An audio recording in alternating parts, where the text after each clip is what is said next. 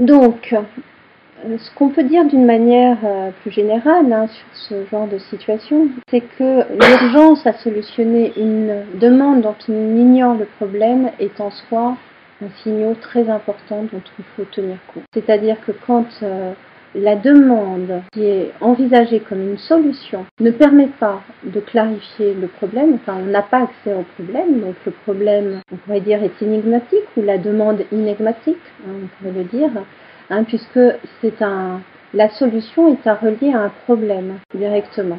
Quand on sait qualifier un problème, alors on a accès à la solution. Quand on a accès à une solution, alors la solution éclaire le problème. Mais la demande, dans ce cas-là, urgence et peu éclairée du point de vue du problème, est un signal très important dont il faut tenir compte. Pour cela, il se trouve que dans l'entreprise en question, on a un abonnement. Donc en fait, ils savent, et il y a eu une vraie... on pourrait dire un vrai changement dans ce genre de situation parce que c'était des situations assez classiques. Et les habitudes dans cette entreprise, c'était justement de tout de suite face à une demande de mobilité, de répondre. Et alors là, c'était catastrophique parce que du coup, on demandait à d'autres directions. Alors quelquefois, il faut pouvoir extraire quelqu'un. Mais ce qui se passait, c'est que la personne se retrouvait en mobilité. On lui donnait un cadre de réflexion. Et en fait, dès que la personne allait mieux, elle finissait par avoir une rancœur, une agressivité par rapport à l'entreprise qui ne lui permettait pas de satisfaire un mieux-être professionnel. Et attention, parce que les gens au départ qui sont en crise sont demandeurs de ça. Donc ils sont soulagés dans un premier temps. Mais dans un deuxième temps, c'est catastrophique. Et là où l'entreprise est réputée pour avoir un management social, avec ce genre de solution, elle finissait par être jugée perverse, manipulatrice. On est en relation avec les médecins du travail. Pour nous, c'est important de pouvoir être en collaboration. Et effectivement, il y avait des médecins du travail qui nous disaient mais qu'est-ce qui se passe? Et, enfin, ça avait vraiment des conséquences très importantes pour l'entreprise. Donc maintenant, quand il y a du flou sur le problème, il procède à un diagnostic opératoire. Le diagnostic opératoire qu'on va vous décrire a pour effet premier de répondre à l'urgence. C'est une manière de dire on prend en compte et on veut faire quelque chose, mais on n'y comprend pas, on ne sait pas comment s'y prendre. Donc pour l'entreprise de faire un peu aveu de faiblesse d'une certaine manière en disant ok. Mais on répond à l'urgence. Et ensuite, le diagnostic opératoire est un dispositif qui donne du temps pour pouvoir situer le problème. Et c'est en se donnant du temps qui finalement peut être très court. Et ce qui a été très représentatif dans notre cas, c'est que ce gars-là, il dit « je suis reconnaissant », alors qu'il n'était pas du tout reconnaissant au départ, il n'était pas du tout content. Parce que, qu'est-ce qu'il a obtenu? C'est que dans un premier temps, il a changé de comportement et ça a tout de suite été visible. Il a pu reprendre son travail, il a pu se mettre à poser des limites.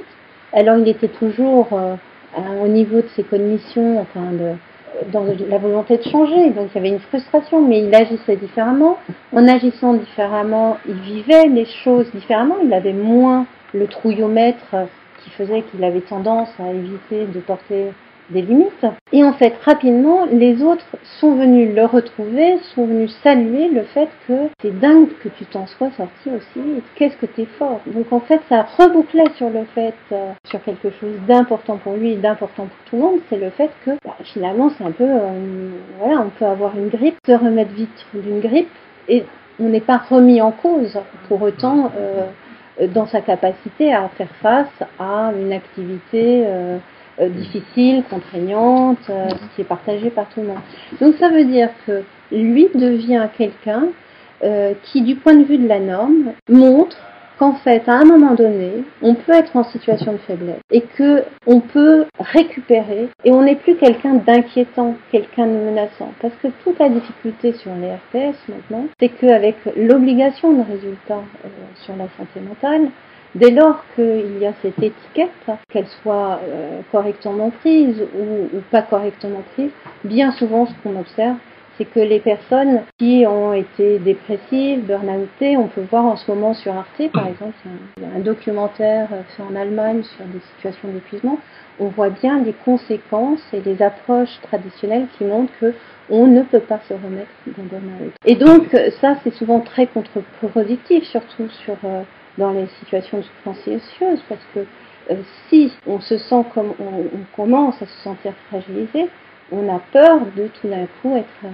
quelqu'un qui va être stigmatisé, fragile, parce que c'est souvent le cas, soit on ignore, soit on va trouver trop rapidement des solutions radicales, et donc quand les personnes ne sont plus en crise, elles se retrouvent dans des postes qui ne leur conviennent pas du tout, et elles vont être un problème. Donc ça va être quand on se remet, quand on est trop à l'étroit dans son poste, ça va générer d'autres problèmes, et ça va encore plus confirmer le fait qu'on ne peut pas se remettre et qu'on devient un bras cassé. Avec tous les effets que ça fait pour ceux qui vont bien ou ceux qui arrivent à tenir.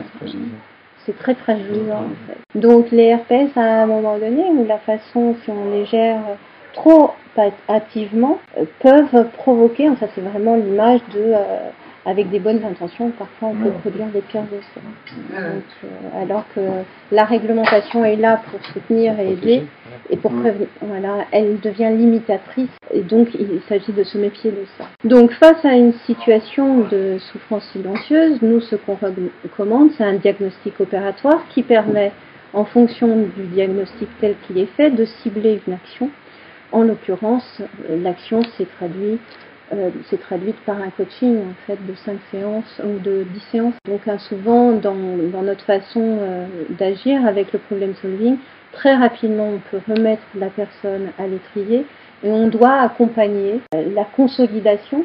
Donc c'est des gens qui ont perdu le sens, qui sont dégoûtés, et donc on accompagne. Pour donner une image, on sait réduire la fracture, on sait tout d'un coup regarder, en l'occurrence pour lui c'était un problème relationnel, et une ressource, c'était un autodidacte, et sa ressource c'est justement qu'il disait oui, il aimait son travail, il disait oui, et ça a été vraiment sa ressource, et à un moment donné, sa ressource est devenue sa limite, parce qu'il s'agissait de poser des limites, il s'agissait de pouvoir déléguer plus, de contrôler différemment, et il s'est retrouvé en difficulté avec un métier lui-même qui avait évolué avec des contraintes. Enfin à l'heure actuelle, dans la plupart des métiers, on sait qu'il y a l'incertitude de l'avenir et des pressions qui sont plus fortes, une rationalisation en général qui est plus forte. Donc si on regarde en quoi consiste un diagnostic opératoire systémique, consiste en plusieurs étapes. La première qui va être d'identifier les acteurs impliqués par la situation. Donc qui est impliqué dans le problème et qui intervient pour résoudre le problème sans y parvenir. Donc là, dans notre situation, c'est très spécifique parce que, par rapport à d'autres, c'est que là, il y avait deux personnes finalement. C'était la directrice des ressources humaines qui essayait de trouver, qui a donné une réponse, en fait. Lui qui faisait une demande. Mais finalement, sa hiérarchie et son binôme, eux, n'avaient pas de soucis puisque justement son problème, c'est de ne pas poser de limites. Donc en fait, ça ne posait pas de problème à la hiérarchie, au contraire, et à sa binôme. D'ailleurs, sa binôme a dit qu'il était formidable, et lui me disait, vous vous rendez compte, parce qu'il y a toujours cette idée aussi, quand on a du mal à poser des limites, qu'en donnant beaucoup, les autres vont reconnaître. Et évidemment, les autres, non, on fabrique des ingrats plus que des gens reconnaissent. Une fois qu'on a identifié les personnes qui sont impliquées, on rencontre les acteurs qui sont impliqués et qui tentent de résoudre le problème pour recueillir leur point de vue sur la situation. Et pour identifier ces fameuses tentatives de solution et bloquer ce qui peut contribuer à rendre persistant le problème. Par exemple, la DRH, on a dit attention, c'est maintenez bien votre position d'être sans solution en tenant une position bienveillante, c'est-à-dire en disant qu'on aimerait bien vous faire plaisir d'une certaine façon et répondre favorablement, mais on ne sait pas comment vous aider parce qu'on ne comprend pas votre demande. Donc, d'être bien ferme sur cette position. Et évidemment, lui, ce qu'on vous a dit tout à l'heure. Troisièmement, d'identifier du coup là où les personnes qui sont le plus mobilisables dans le processus de résolution de problèmes.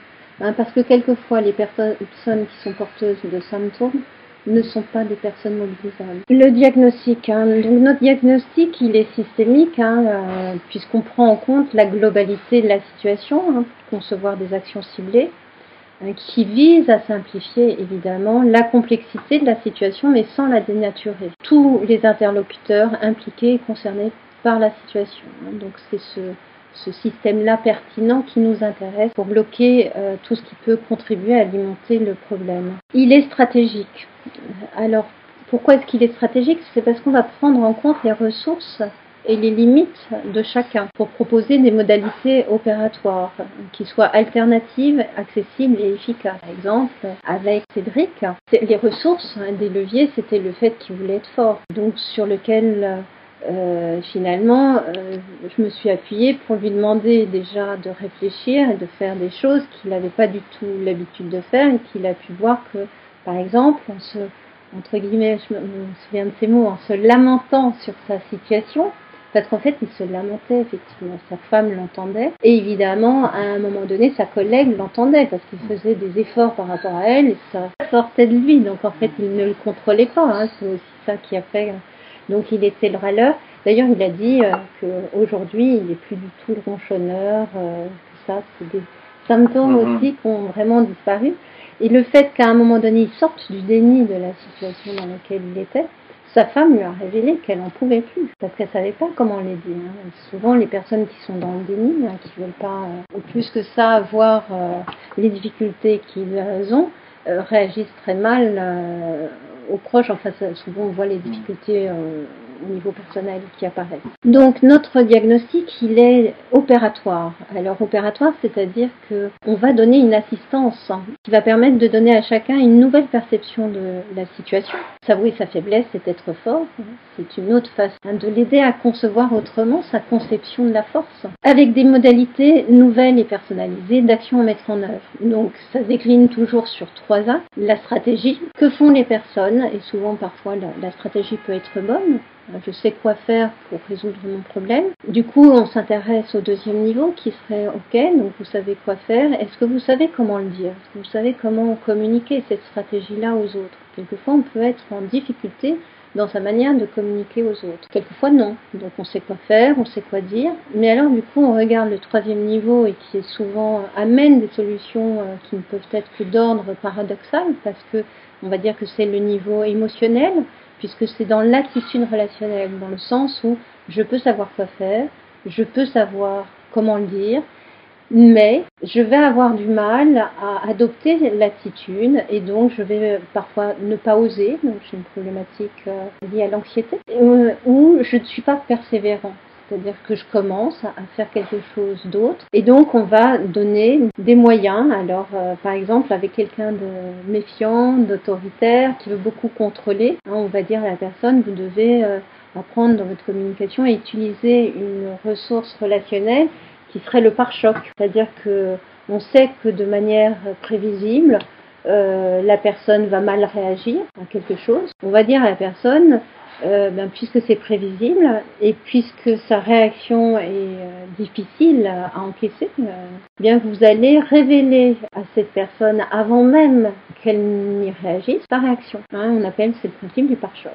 Et bien souvent, donc au lieu de vouloir lutter contre la prévisibilité, on va intégrer la prévisibilité et souvent ça paraît simpliste presque, mais souvent c'est extrêmement efficace. Donc on pourrait dire après sur les choses plus qui concernent l'entreprise qu'une absence de réponse adéquate va être coûteuse, c'est ce que je disais tout à l'heure, quelquefois.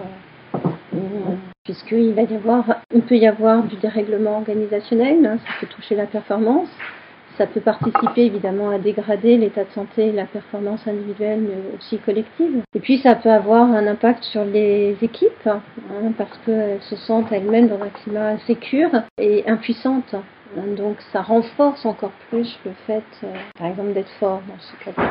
Donc c'est une sortie de crise à moindre coût, puisqu'on obtient jusqu'à 90% de réussite. J'espère pas trop simpliste, parce qu'en même temps, le modèle de base sur les principes de régulation est assez simple finalement dans cette approche. Comme souvent, toute chose simple, c'est extrêmement complexe à mettre en œuvre, parce qu'il faut adapter une attitude relationnelle, il faut adapter une stratégie de communication, il faut pouvoir identifier des ressources, pouvoir identifier les limites. Mais du coup, quand on arrive à mieux préciser le problème, alors ça ouvre sur la solution. Donc c'est en ce sens-là que nos diagnostics d'ailleurs sont opératoires et sont déjà des interventions qui produisent des effets. C'est des solutions qui sont économiques, un budget moyen pour une intervention individuelle et de 3 à 10 000 euros au niveau collectif, entre 500 et 2 000 euros par participant. Donc c'est une solution économique compte tenu des enjeux, évidemment. Là, en l'occurrence, par exemple, pour Cédric, on a fait 10 séances. Et en général, on est sur de l'intervention individuelle, mais y compris collective. Collective, c'est différent. Quand on est sur des problématiques collectives, c'est pas dispatché de la même façon, c'est moins que 10 sessions. On est à moins de 5 sessions avec un groupe, mais ça ne peut pas être au-delà. Parce qu'un principe dans notre approche, c'est d'essayer de débusquer les problèmes pour les qualifier, de débusquer des objectifs, parce que objectifs et problèmes vont être associés, et que si on n'arrive pas à clarifier ça, nous, on va faire avec les blesses. Donc on ne va pas s'entêter Notre aide se veut pragmatique pour et les entreprises et les personnes.